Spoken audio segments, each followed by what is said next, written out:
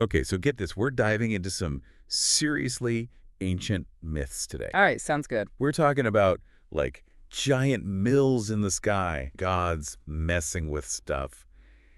It's going to be wild. I'm intrigued. Tell me more. We're cracking open this book, Hamlet's Mill. Okay. And honestly, it's going to change how you see the night sky, like, forever. Hamlet's Mill. I'm ready when you are. Okay, so the book starts with Hamlet, but, like, not Shakespeare's Hamlet. Right, right. We're talking Saxo Grammaticus's version. Yeah. And this Hamlet, he's obsessed with this mysterious mill. A mill. Yeah, a mill. And it gets me thinking, it can't just be some random detail, right? Yeah, you're thinking there's got to be something deeper there. Exactly. And that's where Hamlet's mill comes in. They're saying this mill is like a key. It unlocks this whole other story, one that pops up in cultures all over the place. Wait, where? Well, you've got Grot in Norse mythology, Oh, Freyr's Mill. right? And then there's a Sampo from the Kalevala. It's like this recurring theme. Powerful mills grinding away. Okay, but what are they grinding? It's got to be more than just, like, flour, right? You're on the right track. Think gold, peace. Like heavy cosmic stuff. Whoa, okay. Mhm. So what's the connection to the stars? Gonna have to explain this one. Imagine this. The ancients, they saw the entire cosmos as this massive machine, like a giant mill. Okay. Those stars, the constellations, they weren't just pretty lights to them. They were like gears in this grand celestial mechanism. Okay, I think I'm starting to see where you're going with this. And there's this great example. Remember how Snorri Sturluson described the sea? As in, like, the ocean. Yeah, the vast ocean. He called it Emlodi's Mill, that churning, powerful sea. It was their way of showing how the movement of the stars, how time itself, was all connected to this idea of a giant cosmic mill grinding away. Okay, now you got me hooked. Yeah. But how does Hamlet, the tragic prince, fit into all of this? That's where it gets really interesting. See, Hamlet's story, it's got these big themes of fate, revenge, this connection to the sea. And guess what? There are some crazy parallels with this Finnish hero, Kullervo, from the Kalevala. Really? Oh, yeah. Both of them caught in these tragic destinies, and their stories, they hint at this deeper cosmic connection. So we're seeing these same themes popping up in different cultures, Mhm. and then there's that number 9 that keeps coming up. You get the 9 maids grinding at the mill. 9 worlds in Norse cosmology. Right, 9 worlds. It's like a code or something. What's Yeah. the significance of 9? You're picking up what we're putting down. The number 9, it wasn't just random to these cultures. It's probably tied to their observations of the sky, maybe even linked to specific celestial cycles. Remember, these people were obsessed with the sky, and numbers were like their way of understanding its rhythms. So what you're saying is that these ancient myths, they weren't just stories. They were a way to record their knowledge of the cosmos. You got it. And to decode them, we've got to understand the science behind their cosmology. Right, right. And that all starts with this thing called precession. Precession. That sounds intense. It's kind of like this. Imagine the Earth is spinning, like a top. Okay, I can picture that. But over, like, thousands of years, that spin axis, it wobbles just a little. So like a slow cosmic dance. Exactly, a slow cosmic dance. But here's the thing. That wobble, it changes which stars are visible at different times of the year. It happens really gradually, though, like over centuries. Now, put yourself in the shoes of someone who thinks the stars are unchanging, divine forces. How would you react if the whole backdrop of the heavens started shifting? I'd freak out. It'd be like my entire world was changing. Like, what if the Big Dipper wasn't where it was supposed to be anymore? Exactly. And that sense of upheaval, that feeling of the cosmic order going haywire, that's at the heart of these myths. They saw it as the end of an era, a cosmic shift, maybe even a sign that the gods were ticked off. So are you saying that the death of Hamlet, or like the fall of those other big figures like Kaikusrau in Persian mythology, or even Quetzalcoatl in Mesoamerica, could all be connected to this cosmic shift, like the end of one age and the start of another, all because of the way the stars moved? Bingo. You're getting it. These myths become a way to wrap their heads around these grand celestial cycles, all encoded in these stories passed down over generations. Wow. So we're talking about sophisticated knowledge hidden within these myths, knowledge that maybe we've lost touch with. This is blowing my mind. Isn't it incredible? And we're just scratching the surface here. Hamlet's Mill suggests there's so much more to discover. So we've got this mill popping up all over the place. And it's clear it's not just a random image, right? It's something much bigger, something cosmic. It does seem to be a symbol for the cosmos itself, A way for our ancestors to grasp those big cycles of time, the movement of the stars, the forces controlling everything. And it's not just about cycles, right? These mills are churning out amazing stuff. Gold, peace, even happiness. Like, they hold the key to some cosmic balance, but then something always goes wrong. Goes wrong? Yeah, like the mill breaks, the hero dies. Or a golden age ends. It's almost tragic, don't you think? It's definitely a recurring theme, this idea of disruption, of things falling apart. It's pretty central to a lot of these myths. Why, though? Why all the tragedy? Well, that's the million-dollar question, isn't it? It really makes you think, doesn't it? Like, what if these stories are trying to tell us something about those big changes happening in the cosmos? Okay, but how do we even begin to unpack that? It's not like we can just read these myths like a history book, right? You're right, it's not that straightforward. It's like trying to understand a joke from a totally different culture. You might miss the punchline completely if you're not careful. So how do we make sure we're not, like, projecting our own ideas onto these ancient stories? How do we understand them on their own terms? It's all about being careful and open-minded, really. Hamlet's Mill talks about this a lot. Like, we have to pay close attention to the details, the symbols that pop up again and again, the numbers. And we've got to consider the astronomical knowledge they had back then. Right, like that whole thing with the number 9. It's got to be more than just a coincidence, right? Exactly. It's about cracking the code, figuring out what those symbols actually meant to them. For example, there's this line in the Kalevala about measuring the sea with an oar. Okay. Seems kind of simple on the surface, but the book suggests it's actually a metaphor for precession. Wait, seriously. They were measuring cosmic time using an oar and the sea. That's what they're proposing. The vastness of the sea, it's like a representation of this immense cosmic time. That's incredible. Are you saying they actually understood this whole waddle of the Earth's axis? That's the idea. Yeah. And the really wild part is that you see these connections to the sea and these cosmic cycles in other cultures too. The Norse myths, Babylonian myths, it's like this hidden language. A cosmic code hidden within these ancient stories. It makes you wonder, how much knowledge have we lost over time? Stuff we might have just dismissed as, like, folklore or superstition. Okay, that's a little eerie, but also really exciting. So, how do we go about deciphering this cosmic code? Well, Hamlet's Mill suggests it's not just about taking the myths literally, it's about looking for those deeper layers of meaning. Take the world tree, for instance. You familiar with that one? Oh yeah, that giant tree that connects the heavens, the earth, and the underworld, right? I've always loved that imagery. Powerful, isn't it? Yeah. But what if it's not actually about a literal tree? Okay, now I'm really curious. What else could it represent? Well, think about it. This tree, it connects different realms. Heaven, earth, the underworld. It's like a central axis holding everything together. What else acts like a central axis? You mean like the Earth's axis itself? Exactly. Or even the Milky Way, stretching across the sky. The world tree could be a way to visualize that whole cosmic order, the connection between the celestial and the earthly. So we're talking about a totally different way of seeing the universe. One that's deeply connected to nature, to the rhythms of the cosmos.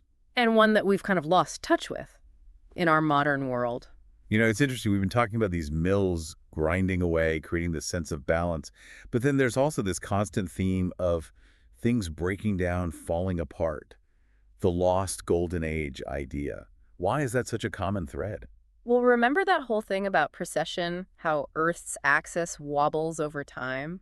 Imagine you're living back then, witnessing those stars slowly shift over generations. I'm guessing it wouldn't exactly feel like a good thing. Probably not. They might have seen it as this sign of cosmic disruption, the end of an era, maybe even divine punishment. So these golden ages, they're not ending because of something humans did wrong. It's because the universe itself is always in motion. Like the stars shift and humanity's fate shifts along with them. That's the idea. The fall of these golden ages, the heroes dying, it could all be symbolic of this unavoidable cosmic shift, this idea that nothing lasts forever. It's a bit of a bleak outlook, but also kind of beautiful in a way, don't you think? Definitely makes you appreciate the bigger picture. And speaking of bigger pictures, the book makes this really interesting connection between the Norse myth of Onlodi's mill and Plato. Wait, Plato, as in the Greek philosopher. How do you go from ancient Norse myths to Plato? It's all about this idea of the cosmic mill. Remember how in the Norse myths, the sea is Onlodi's mill, constantly churning, driven by these cosmic forces? Yeah, I'm with you. Well, Hamlet's mill suggests that Plato's description of the underworld with its swirling vortexes, its rivers, it's another way of describing this cosmic mill. So you're saying Plato, this famous philosopher, was tapping into these ancient, maybe even prehistoric astronomical ideas. Precisely. It's suggesting that Plato was drawing on these ancient astronomical traditions. This idea of a celestial mill driving time and change. It's like underneath all the philosophy, he's grappling with the same big questions as those ancient cultures. That's incredible. This connection between Norse myth, Greek philosophy, and this image of the cosmos as this giant grinding mill. It makes you wonder what other surprising connections are hidden in plain sight. It really is mind-blowing, isn't it? And it's not just about these connections. It's about recognizing how universal these human experiences are. These myths, they might be separated by time and geography, but they're all echoing with these same anxieties about the universe, these same attempts to understand our place in it all. It's like, even though we're separated by centuries, we're all connected by this shared fascination with the cosmos. Exactly. And what's amazing is that these myths, they're not just trying to explain the cosmos, they're also grappling with change. This idea that even the heavens aren't eternal. It's that whole lost golden age idea, right? It keeps Mhm. popping up. But what does it all mean? Why this focus on something that's gone? Remember precession, how Earth's wobble changes the stars' positions. Imagine how ancient cultures interpreted that slow shift. It'd be like their whole world was slowly changing. Right. So to them, a golden age ending, it wasn't just bad luck. It reflected a fundamental truth about the universe. Things change, even on a cosmic scale. Mhm. Nothing stays the same forever. And that realization, it's written all over these myths. The fall of those golden ages, heroes dying, even entire worlds getting destroyed. It's all symbolism. Symbolism for. For that unavoidable cosmic shift caused by precession, it's a stark reminder. Even those eternal cycles of the cosmos, they're not so eternal after all. So are you saying that stories about the death of Hamlet or the destruction of entire worlds were their way of dealing with the unsettling realization that even the cosmos is in flux? Precisely. It was their way of addressing those big, almost invisible changes happening up there in the stars and how those changes affect us down here. The book makes this fascinating connection between the Norse myth of Amlodi's mill and a story about the Greek philosopher Plato. It seems like a stretch to connect ancient Norse myths with classical Greek philosophy. What's the link? It highlights a central argument of Hamlet's mill. Remember how Snorri Sturluson described the sea as Amlodi's mill, endlessly churning, deeply tied to cosmic forces? The book proposes that Plato's description of the underworld, with its swirling vortexes and rivers, is also a symbolic representation of the cosmos, another take on the cosmic mill concept. So you're saying Plato, this renowned philosopher, was drawing upon ancient mythological imagery, perhaps even older astronomical traditions, to describe the universe. Precisely. Hamlet's mill argues that Plato was well-versed in these ancient astronomical traditions, particularly the idea of a celestial mill driving the cycles of time and change. It suggests that beneath the surface of philosophical discourse, Plato, like those ancient cultures, was grappling with the same fundamental questions about the universe and humanity's place within it. It's incredible to think about this connection, this hidden thread linking Norse myth, Greek philosophy, and this idea of the cosmos as a giant, ever-grinding mill. It makes you wonder, what other surprising connections might we find if we look closely enough? That's the beauty of this exploration. And it's not just about finding connections, it's about recognizing the universality of human experience. These myths, though separated by time and geography, echo with similar themes, similar anxieties, and a shared yearning to make sense of the cosmos and our place within it. It's like we're all connected, not just by our humanity, but by this shared fascination with the cosmos, a fascination that transcends cultural boundaries and spans millennia. But understanding these ancient perspectives, decoding these myths, seems like a daunting task. It is a challenge, no doubt, but Hamlet's Mill emphasizes that we can't just approach these myths at face value. It's about delving deeper, questioning our assumptions, and being open to the possibility that these ancient stories might hold profound truths about the universe and our place within it. So it's about approaching these myths with respect, recognizing them not as primitive superstitions, but as sophisticated attempts to understand the cosmos, attempts that might still hold valuable insights for us today. Exactly. And it's about recognizing that interpretation is key. We have to be careful not to impose our modern worldview onto these ancient ways of thinking. It's like trying to understand a completely different language. It takes time, effort, and a willingness to learn. So how do we begin to learn this language of myth? What are the tools we can use to decipher these ancient stories and unlock their hidden meanings? Hamlet's Mill provides us with some essential tools. It encourages us to pay attention to recurring symbols, to understand the astronomical context of the time, and most importantly, to approach these myths with an open and inquisitive mind. So it's about combining intellectual rigor with a sense of wonder, recognizing that these ancient tales might contain insights that we've lost touch with, but that are still relevant to our understanding of the universe and ourselves. You've got it. It's about bridging the gap between scientific inquiry and ancient wisdom, recognizing that the quest for knowledge is a continuous journey, and that sometimes the most profound truths are hidden in plain sight, waiting to be rediscovered. You mentioned earlier that the book also discusses a connection between these ancient myths and the biblical story of Samson. Now, that's not a connection I would have ever made. It seems like such an unexpected link. It might seem unexpected, but it highlights the global reach of these mill myths and their enduring power. Think about Samson for a moment. This incredibly strong figure, forced to grind at a mill by his enemies. His story is one of betrayal, captivity, and ultimately rebellion. He brings the entire temple down, enacting his revenge and dying in the process. It does sound familiar, doesn't it? That theme of forced labor, rebellion against powerful forces, even the destruction of the mill itself. It echoes the Norse myth of the giantesses Venja and Menja, who are forced to grind at Freyr's mill, Grot, till they rebel, unleashing chaos and destruction. Exactly. And Hamlet's mill suggests that Samson's story, like these other mill myths, might be connected to this concept of a celestial mill, this cosmic force that grinds away at time and fate. So we're seeing a pattern here. From ancient Finland to the pages of the Bible, these mill myths speak to a universal human experience of struggling against fate, of confronting limitations, and perhaps finding meaning in those struggles. It's a reminder that these myths aren't isolated stories, but threads in a much larger tapestry of human thought and imagination. And by tracing these threads, by exploring the recurring themes and archetypes, we can begin to appreciate the richness and complexity of human understanding of the cosmos. And perhaps even uncover lost knowledge, forgotten wisdom that might illuminate our own understanding of the universe and our place within it. It's an incredibly exciting prospect. Absolutely. It's about rekindling a sense of wonder about the cosmos, realizing that we are part of something much greater than ourselves, a story that's been unfolding for eons, written in the stars, and whispered through these ancient tales. Speaking of ancient tales, Hamlet's Mill also discusses the Sumerian flood myth, the Epic of Gilgamesh.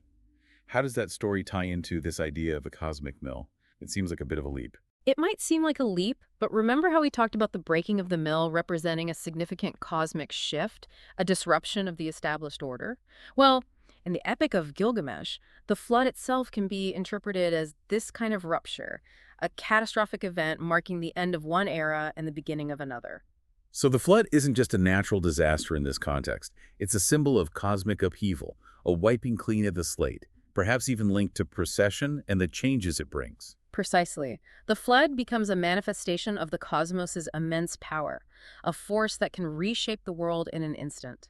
And within this context, Gilgamesh's journey to find immortality, his quest to understand the mysteries of life and death, takes on a whole new meaning. It's like he's searching for something permanent in a universe defined by change.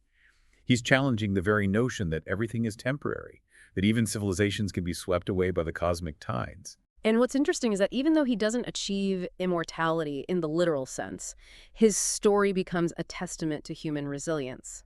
Even in the face of unimaginable loss, even when the world as they know it is destroyed, there's a way forward. So these myths, even the ones dealing with catastrophe and loss, offer a message of hope, a reminder that even after the flood, there's a possibility for renewal, for rebuilding, for finding a new balance. That's a powerful takeaway. These myths, even when they depict destruction and chaos, also remind us of the cyclical nature of the cosmos, of the ebb and flow of creation and destruction. It's like the breaking of the mill, the flood. These aren't just endings, they're also beginnings. They signify not just destruction, but also the potential for rebirth, for a new cycle to begin. Exactly. And that's a profound insight, isn't it? That even in the face of overwhelming change, even when it seems like everything is lost, there's always the possibility for renewal, for starting anew. It's a message that resonates deeply, especially in times of uncertainty and upheaval. These myths remind us that change is a fundamental part of the universe, that even the cosmos itself is in a constant state of flux. But within that flux, there's also an underlying order, a pattern, a cycle that continues, even as the specifics change. It's a powerful message of resilience, wouldn't you say? A reminder that even when the mill breaks, even when the floodwaters rise, there's always the possibility for rebuilding, for finding a new equilibrium. Absolutely. And it's remarkable how Hamlet's Mill connects these ancient myths, these seemingly disparate stories, to this central theme of cosmic change and human resilience. It's like these myths are offering us a roadmap, a guide for navigating the uncertainties of our own time. And they're not just offering us a roadmap for navigating uncertainty, they're also suggesting that these ancient cultures might have possessed a deeper understanding of the universe than we give them credit for. You're talking about that idea of lost scientific knowledge, that these myths might contain clues to a forgotten understanding of the cosmos. Precisely. Think about it. Ancient cultures were incredibly observant of the heavens. They meticulously tracked the movements of the stars, developed sophisticated calendars, and encoded this knowledge into their myths and rituals. So these myths weren't just fanciful tales, but repositories of knowledge, a way to preserve and transmit their understanding of the universe for future generations. Exactly. And what's fascinating is the possibility that some of this knowledge, dismissed as primitive superstition, might actually hold valuable insights. Could these myths, cloaked in symbolism and metaphor, contain remnants of a scientific understanding that we're only now beginning to rediscover? It's a tantalizing thought. It's like these myths are treasure chests, filled with lost knowledge, just waiting for us to find the key and unlock their secrets. But if that's the case, where do we even begin to look for these hidden scientific insights? How do we separate fact from fiction, science from mythology? That's where things get truly exciting. Hamlet's Mill encourages us to approach these myths with both skepticism and an open mind. It suggests that by carefully analyzing the symbolism, understanding the astronomical context of the time, and comparing these myths across cultures, we might uncover hidden scientific truths. So it's like becoming a detective, piecing together clues scattered across time and cultures, searching for those aha moments that reveal a deeper layer of meaning, a hidden scientific insight. You've got it. It's about embracing the thrill of discovery, the possibility that these ancient stories hold secrets about the universe that we're only beginning to understand. But one of the most intriguing connections the book makes is between these ancient myths and the work of Nicholas Copernicus, the astronomer who revolutionized our understanding of the solar system. Now, that is a mind-blowing connection. To think that ancient myths might have influenced one of the most significant scientific revolutions in history is incredible. What's the link? How does Hamlet's Mill connect Copernicus to these ancient stories? Hamlet's Mill proposes that Copernicus's revolutionary discovery, that the Earth revolves around the sun, not the other way around, was actually inspired by ancient Pythagorean ideas about the cosmos. So you're saying Copernicus, this groundbreaking scientist who dared to challenge the established view of the universe, might have drawn inspiration from ancient Greek philosophers and their understanding of the cosmos. That's the theory, and it's not as far-fetched as it sounds. The Pythagoreans were known for their belief in a harmonious, mathematically ordered universe, a concept that resonated with Copernicus's own observations and calculations. So it's like Copernicus was picking up on a thread that had been spun centuries earlier, a thread that connected him to a lineage of thinkers who dared to question the prevailing view of the cosmos. Exactly, and it highlights an essential point. The pursuit of knowledge is not linear, it's cyclical. Ideas ebb and flow, resurfacing in new contexts, inspiring new discoveries. And sometimes the most groundbreaking insights are born from revisiting ancient wisdom with fresh eyes. It's a humbling thought, isn't it? That we might still have much to learn from these ancient cultures, from their myths and their ways of seeing the world. It makes you wonder, what other treasures of knowledge lie hidden within these ancient tales, waiting to be rediscovered? That's the beauty of this journey, of this deep dive into Hamlet's Mill. It opens up a world of possibilities, it challenges our assumptions, and it reminds us that the quest for understanding is a timeless endeavor. So we've journeyed through all these ancient myths, uncovered astronomical secrets. What's the big takeaway? It's like stumbling onto a hidden universe within these stories. It is pretty remarkable. These myths, they aren't just relics of the past, Right. They offer a whole new way of looking at the world. They're practically begging us to become cosmic detectives. You said it. Pay attention to those hidden patterns, look for connections. Maybe we can even dig up some of that lost knowledge. Exactly. And don't forget, they also carry this powerful message of resilience. Resilience. Yeah, even when faced with those huge cosmic shakeups, remember that breaking of the mill motif? These myths remind us that change is just part of the game. And even in that destruction, there's a chance for a fresh start. Nailed it. It's like acknowledging this constant motion of the universe, this Yeah. constant evolution. And hey, we're part of that universe. We adapt, we rebuild. It's the human way, wouldn't you say? It really is. It's like these myths are reminding us that we're part of something way bigger than ourselves. This incredible cosmic dance that's been going on for, well, forever. It's humbling, right? Totally. It's like connecting with our ancestors, looking up at those same stars, asking the same big questions about life, the universe, everything. Exactly. And it reminds us that the search for knowledge, for understanding, it's timeless. It connects us across cultures, across time. It's a journey we're all on. It makes you wonder what other secrets are still out there just waiting to be found. Maybe if we just know how to look. I think you're right. These myths remind us that there are always different ways of seeing the world, even those perspectives that we thought were lost to time. And maybe, just maybe, by revisiting these ancient stories with open minds, with a sense of wonder, we might rediscover something truly amazing about ourselves and the universe we call home.